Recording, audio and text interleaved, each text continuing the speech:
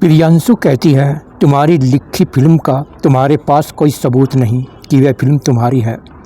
आगे ध्यान रखना। फिर रात का समय होता है। दोनों दोस्तों का दिल टूटा हुआ है। तभी दूर से एक गाने की आवाज़ आती है। गाने के बोल हैं, रुक जाना नहीं कहीं तू हार के, कांटों पे चल के मिलेंगे साए बहार के।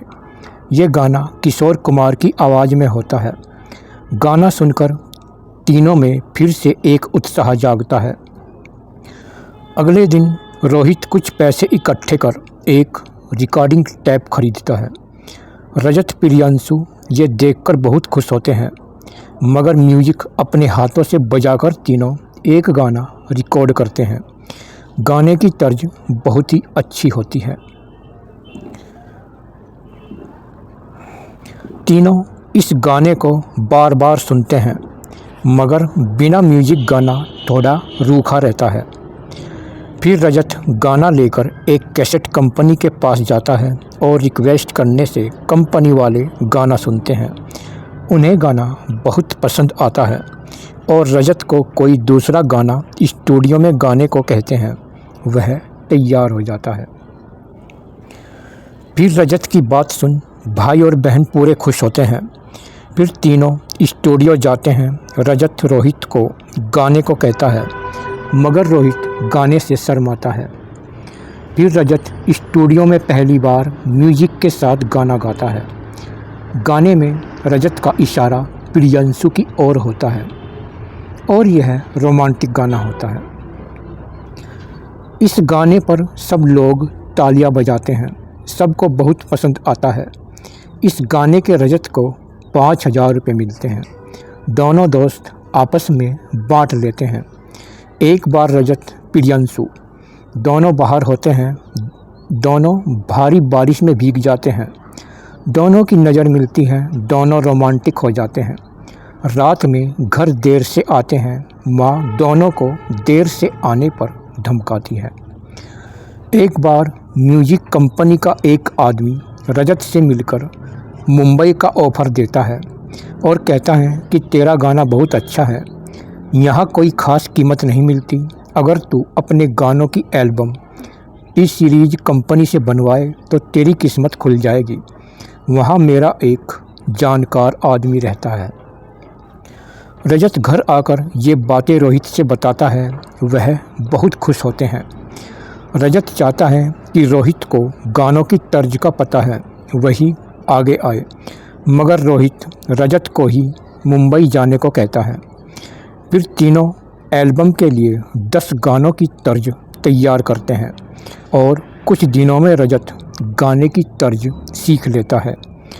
रजत अपने पिता से मुंबई जाने के पैसे मांगता है, मगर कालीचरण बोलता है, तू उस गरीब रोहित के चक्कर में पड़कर अपना टाइम बर्बाद कर रहा है। मैं तुझे फूटी कौड़ी भी नहीं दूंगा। रजत परेशान हो जाता है।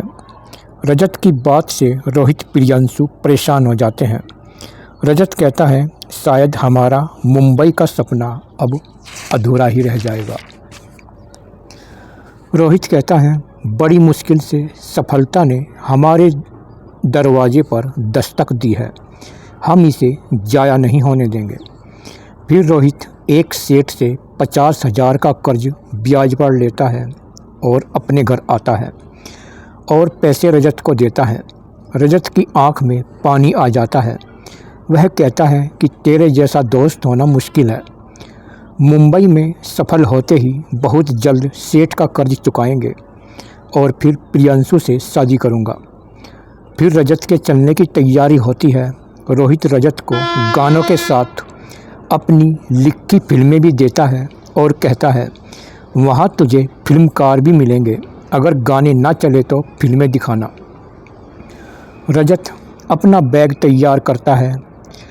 फिर रोहित प्रियांशु रजत को रेलवे स्टेशन तक छोड़ने के लिए जाते हैं। प्रियांशु उदास हो जाती है। रजत उसे समझाता है कि मुंबई से आते ही मैं तुझसे शादी कर लूँगा। रेल चल पड़ती है। भाई बहन रेल को जाते हुए देखते रहते हैं। फिर रजत मुंबई पहुंच जाता है। वहाँ वह विक्रम सेठी से मिलता है। वह रजत को टी सीरीज कंपनी के मैनेजर से मिलवाता है। वह गाने देखता है, कहता है गाने कोई ख़ास नहीं है। फिर रजत उन गानों की तर्ज बताता है। मैनेजर सुनकर बहुत खुश होता है और गायक गायिका उसी तर्ज पर गाना गाते हैं। सब लोग तालियां बजाते हैं और एल्बम के सभी गाने पास हो जाते हैं। सेठी कहता है गानों की जो भी कीमत मिलेगी आधा आधा, क्योंकि मैं तुझे कहाँ से कहाँ लेकर जाऊँगा यह तू नहीं जानता। रजत मान लेता है। फिर वह गानों की एल्बम हिट हो जाती है। रोहित जब गानों को सुनता है तो वह पूरा खुश हो जाता है।